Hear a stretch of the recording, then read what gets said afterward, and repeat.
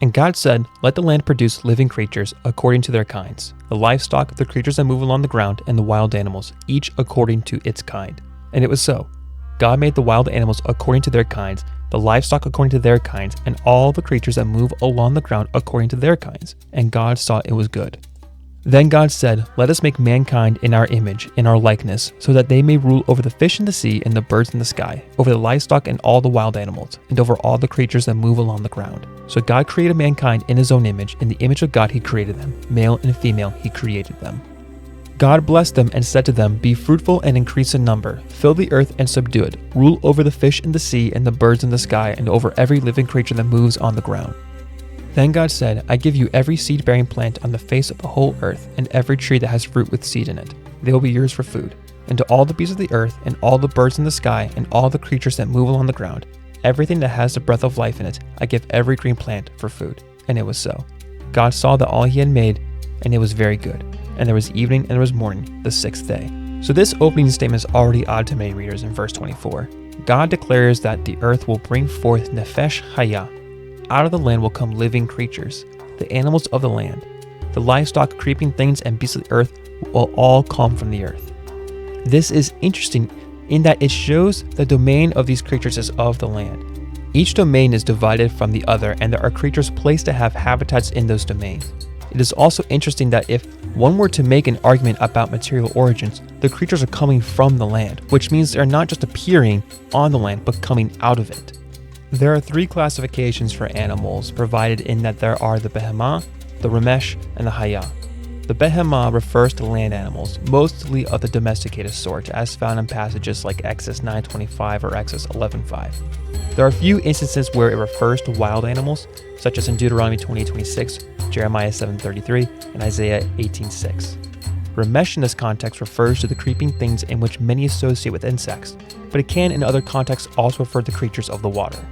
Finally, there is the hayah, which covers every other kind of animal of the land with the usual meaning of wild animals, which can be seen as dangerous in other contexts, such as Genesis 8:17, Leviticus 11:47, Ezekiel 14:15, and so on. Like day 3, day 6 has two acts within the narrative. God declares that he will be making mankind in his image. This is the final act before the rest of day 7, in which there is a ton of focus placed on mankind. God alone begins in speaking to an audience of sorts. Let us make man in our image, after our likeness.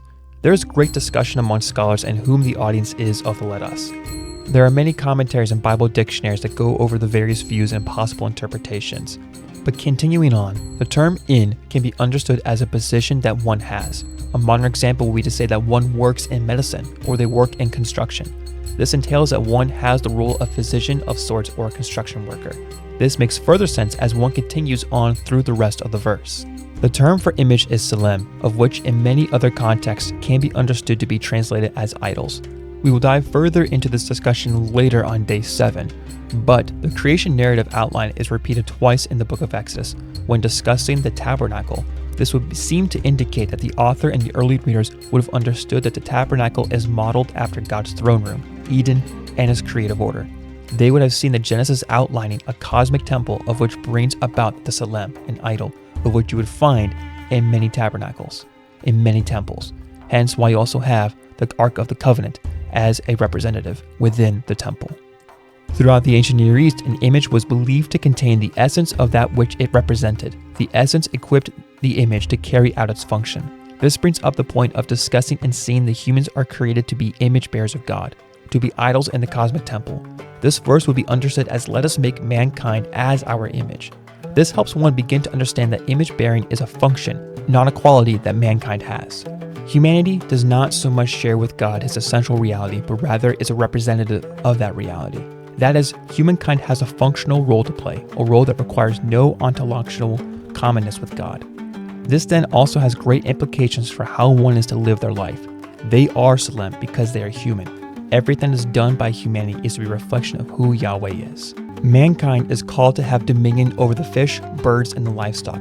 But notice that man does not necessarily have dominion over all things that exist in the world, but primarily the things that are living. The Tananim are not listed as things that man has dominion over. This could be that there are some things that God shares authority with, but other things that he knows would be beyond our abilities. man must recognize that while we are image bearers or representatives of God, we are not God. Humanity must rely on God and trust in Him for all things and recognize that we are still lowly creatures that cannot control the world. It is a blessing and humbling fact to realize that God knows there are things beyond our control, so He does not pawn it off onto us. God then speaks to mankind and informs them that He has provided everything in this world for them: food to eat, creatures to lead and rule, ground to live on, and so much more. The ideal is set in that mankind will live on this earth, trust in God, image Him, and take rightful advantage of all that He has been given. God is depicted as the one who has provided all things, whereas in other ancient Near Eastern contexts, the humans have to provide for the gods. God is the provider due to His immense love for humanity and His creation. While this could be viewed as anachronistic, for some, this could be part of the overflowing love within the triune Godhead that pours out into not just creating, but providing for His creation. One other aspect that must be noted is that God made mankind male and female. They are both image bearers of Yahweh Almighty. God designated specific functions and roles for each sex within sexual relations, familial relations, societal relations, and now what we know today through modern science, biological functions. Both sexes are equally valued and yet are distinct in beautiful ways that display the creativity of God and His outpouring of love.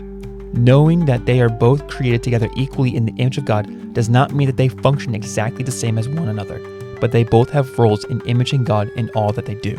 The day ends differently than the majority of the other days. For 4 of the days, God states that creation is good. Only one does He not leave a comment. On this day, God stated that everything was very good.